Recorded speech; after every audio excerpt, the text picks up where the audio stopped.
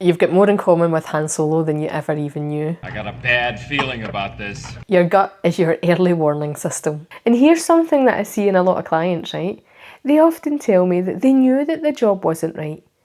They knew that the partner that they were with just wasn't for them. They could sort of see the red flags everywhere, and they're watching these red flags as they come up, as they appear, and they're ignoring them. And every single time, they tell me this every single time, they knew long before the decision was made to leave, but they somehow managed to talk themselves out of listening. They somehow managed to, mistake those red flags for carnival, as you do.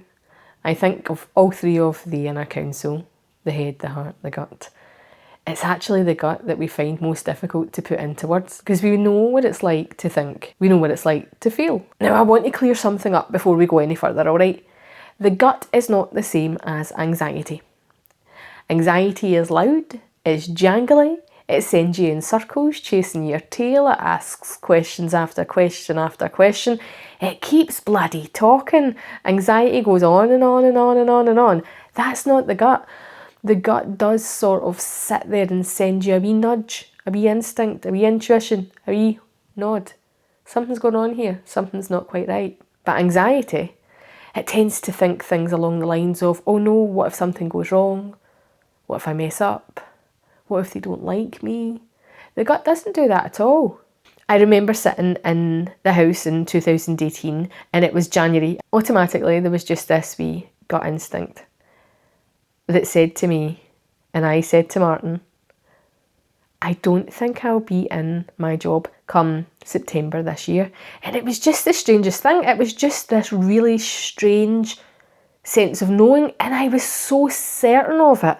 All right, I was so certain of it to be true that I thought, okay, where does that come from? I don't know. Again, that gut instinct isn't a crystal ball. It's not some sort of psychic future predicting thing. But for me in that moment, I must have been thinking about what it would be like to leave my job, to start my own business, to help people feel better about themselves and where they're going in their lives. And that for me felt like such a big thing because it was my gut speaking to me. And what had happened was later on in the year, I left my job. I didn't leave it in September. I left my job in November. And I had the opportunity to leave in September, but chose not through fear or anything like that, but just through, a kind of strategy and an understanding that yes, I would leave this year, but it wouldn't be until November. And it was just the weirdest thing because I can remember looking back and thinking, wow, I had that thought at the beginning of the year that I wouldn't be here come the turn of this, 2018 into 2019. And that was my gut instinct sending me a signal to say, here, listen up. I wonder what it would be like not to.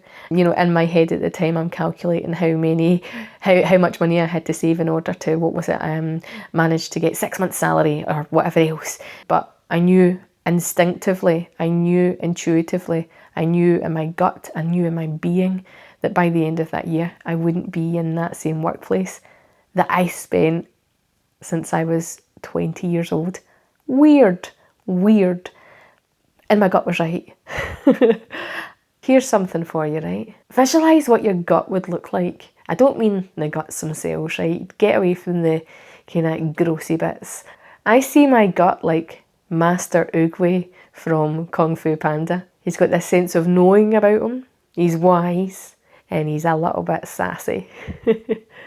I wonder what your gut looks like. I wonder if you could represent your gut in a character.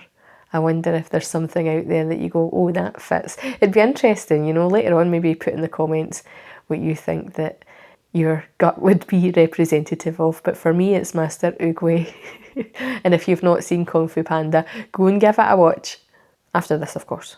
Now, this doesn't mean that the gut's perfect, by the way. It doesn't mean that the gut gets to sit in this sort of hierarchy on that inner council of being the big chief. It just means that for the longest time, I wonder if you have, I know that I'm guilty of this at times, we've stopped listening to our gut because, in fact, we've decided that we don't trust the gut anymore. We all have biases. We all have hurts, old wounds, a weakness, for the tall, dark and handsome. Listen to the gut. But for many of us, we've become so disconnected from our gut because we've decided that we can't trust it.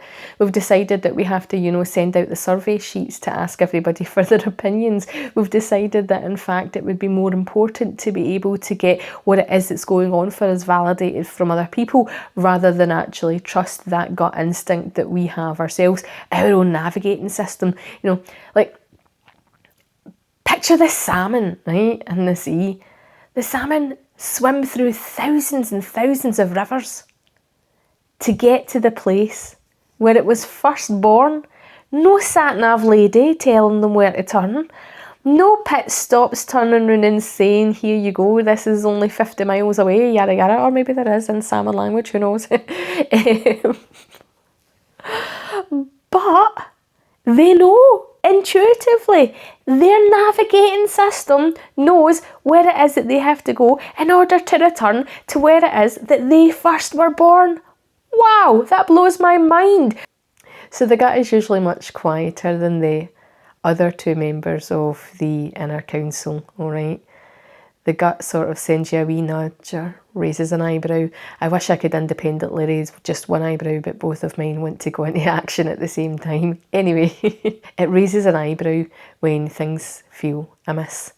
But the gut doesn't need a dissertation, and the gut doesn't need a sonnet to tell you that something's going on, all right? The gut just sends this signal to you that says, pay attention here, something's going down. What I really love about the gut as well is that the gut, for some people, actually sort of shows up as a wee bit of a warning alarm, and they think that their gut only comes into play when things are going wrong or things are going bad. No, the gut too, as we've, kind of seen there, the gut also sort of shows up when it's saying, this feels really nice. Pay attention to what your gut has to say. Have a really good listen to what it needs, what it wants. Enjoy it.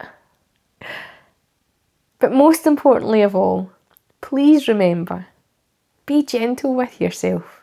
You are a work in progress.